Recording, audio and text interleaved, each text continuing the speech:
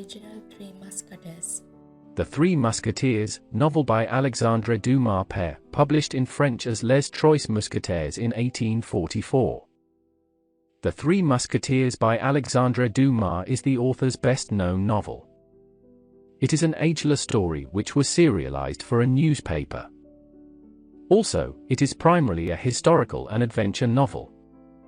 The book The Three Musketeers recounts the adventures of a young man named D'Artagnan after he leaves home to become a musketeer. Armed with only a letter of recommendation to M. de Treville, head of King Louis XIV's musketeers, and his prodigious skill with a sword, this incomparable youth cuts a swathe through 17th-century Paris and beyond, seeking his fortune. But D'Artagnan is not one of the musketeers of the title. Those are his friends Athos, Porthos, and Aramis. Those are inseparable friends who live by the motto, one for all, and all for one. Together they confront increasingly complicated situations. The four friends take on kidnappers, secret lovers, blackmail, and murder plots as they save the innocent and punish the wrongdoers. The enduring quality of Dumas' texts lies in the vitality he breathes into his characters. The strength of the characters, from the Three Musketeers themselves, to Cardinal Richelieu and the venomous Milady, need scarcely be highlighted. So entrenched have they all become in Western culture. What is the Count of Monte Cristo about? The Count of Monte Cristo is an adventure story that takes place during the historical events of 1815 to 1838. This piece tells the tale of a man who seeks revenge after his escape from prison and deals with the central themes of vengeance, justice, forgiveness, and mercy. The novel begins with the incarceration of the hero, Edmond Dantes, in the Château d'If, as a result of the denunciation by his rivals of his purported Napoleonic allegiance. Just before Napoleon's return from Elba in 1815. During his 14-year imprisonment, the hero fortuitously meets Abbé Faria, who educates him and reveals to him the secret of the great wealth hidden in the island of Monte Cristo. At the end of it all, the priest dies of epilepsy in the cell. Edmond is able to make a dramatic escape, substituting himself for the abbé's dead body, which is enclosed in a bag and is thrown into the sea. After that, the transformation of Edmond into the Count of Monte Cristo begins. Now wealthy, the Count of Monte Cristo is able to make those whose denunciations condemned him to prison suffer for their evil slander. But beyond the exciting narrative, Dumas focuses on the corrupt financial, political, and judicial world of France at the time of the Royal Restoration, and on the marginal figures, such as convicts, that infiltrate it. Only a man who has felt ultimate despair is capable of feeling ultimate bliss. Why was the Wuthering Heights so controversial? Wuthering Heights is a novel by Emily Brontë that was first published in 1847. This novel was published under her pen name Ellis Bell. It is now considered a classic of English literature. Wuthering Heights is a model of catastrophe as envisaged by an innocent woman able to express pure desperation.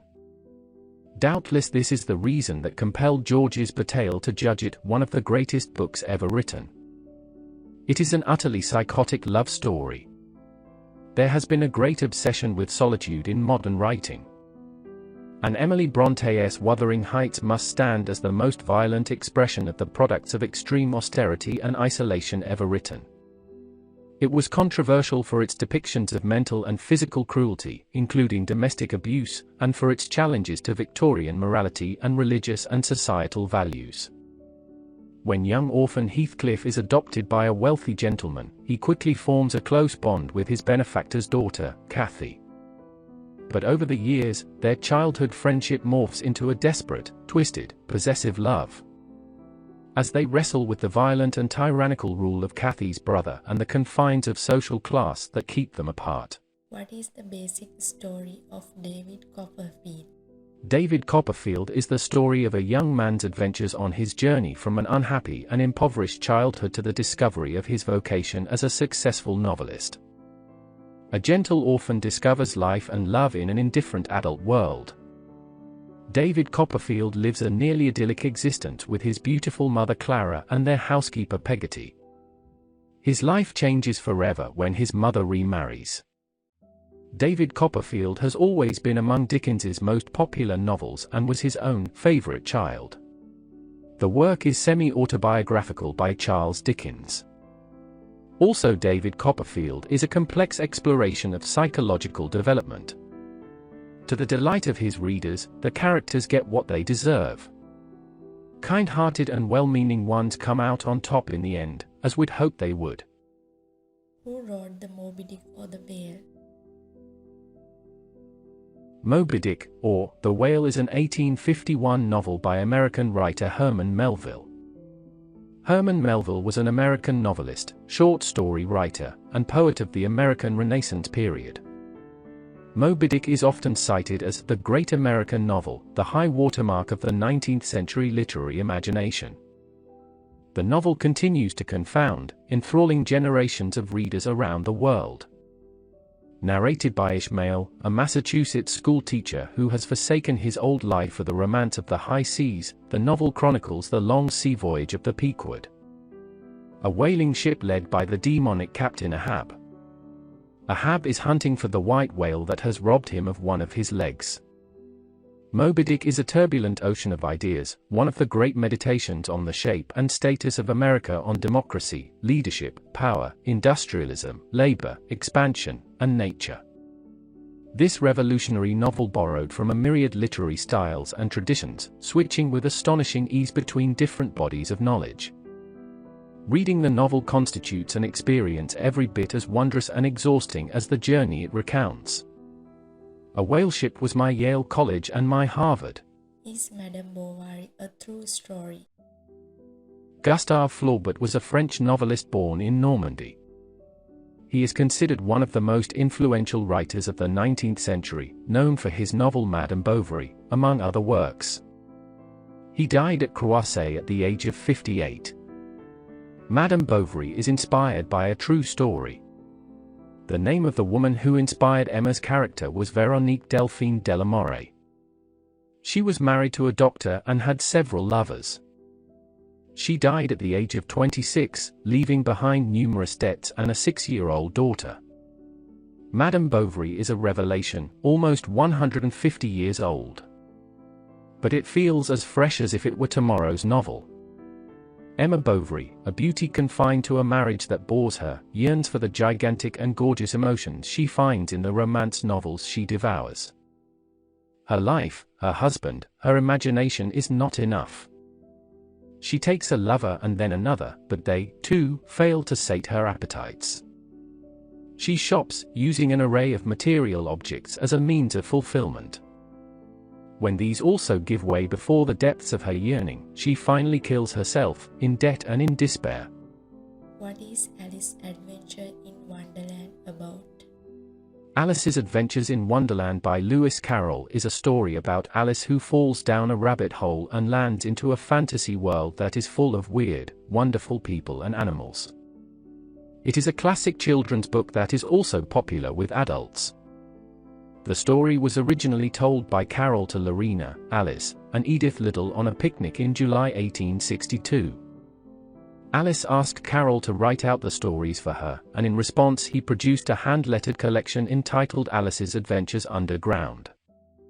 By the end of the 19th century, Alice had become the most popular children's book in England, and within 2 more decades it was among the most popular storybooks in the world.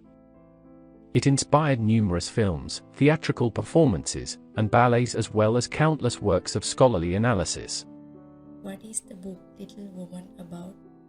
Little Women was an instant success, and became one of America's best-loved classic novels. The story follows the lives of the 4 March sisters, Meg, Jo, Beth, and Amy, and details their passage from childhood to womanhood. Loosely based on the lives of the author and her 3 sisters, it is classified as an autobiographical or semi-autobiographical novel. Their father is away with the Union armies and their mother is left to fend for themselves, under the watchful eyes of their wealthy neighbors. The girls' progress into womanhood is marked by Meg's departure to be married, Jo's struggles to become a writer, Beth's untimely death, and Amy's unexpected romance. What is a short summary of Treasure Island? Stevenson conceived the idea for the novel based on a map of an imaginary, romantic island which he drew with his stepson Lloyd Osbourne, during a holiday in Braemar, Scotland in the summer of 1881. Treasure Island by Robert Louis Stevenson tells the story of Jim, a young boy who watches over an inn in an English seaside town with his mother and his gravely ill father. He goes on a journey to try and recover the treasure, which once belonged to the famous Captain Flint. On his journey, he meets Long John Silver, a one-legged cook who ends up leading a pirate mutiny. Once they reach the island with the treasure, Jim runs away into the jungle on the island. While there, he meets an abandoned man, Ben Gunn. They are aided by Captain Smollett and by Ben Gunn, a pirate marooned on Skeleton Island. Jim and the others ultimately prevail over the pirates and return home with the treasure. This novel introduced numerous concepts that have become widely associated with pirates. One-legged seamen, black-sailed ships, treasure maps marked with an X, the frightening black spot, and parrots yelling pieces of 8. With its evocative atmosphere, vivid text, and fantastic characters, Treasure Island spawned countless imitations. Films such as those in the hugely popular Pirates of the Caribbean series still encourage the romanticism of piracy. What is the main story of Oliver Twist? Oliver Twist, or The Parish Boy's Progress, is the second novel by Charles Dickens, and was first published as a serial in 1837 until 1838. The story begins in a Victorian workhouse. Oliver Twist is a young orphan. His life in the workhouse is lonely and sad. Oliver becomes an apprentice for an undertaker but runs away after he gets into a fight with another apprentice. When Oliver arrives in London, he meets Jack, also known as the Artful Dodger, who offers him a place to stay. Unfortunately, Jack and his gang are pickpockets, who work for an unscrupulous career criminal called Fagin. When Oliver sees the others pick the pocket of an elderly gentleman, he is horrified and runs away. A kind man called Mr. Brownlow takes Oliver in and looks after him. Sadly, Fagin and his gang reappear and capture poor Oliver. It is revealed that a mysterious man named Monks is Oliver's half-brother. Their father, Mr. Lee Ford, was unhappily married to a wealthy woman and had an affair with Oliver's mother, Agnes Fleming. Monks has been pursuing Oliver all along in the hopes of ensuring that his half-brother is deprived of his share of the family inheritance. Mr. Brownlow forces Monks to sign over Oliver's share to Oliver.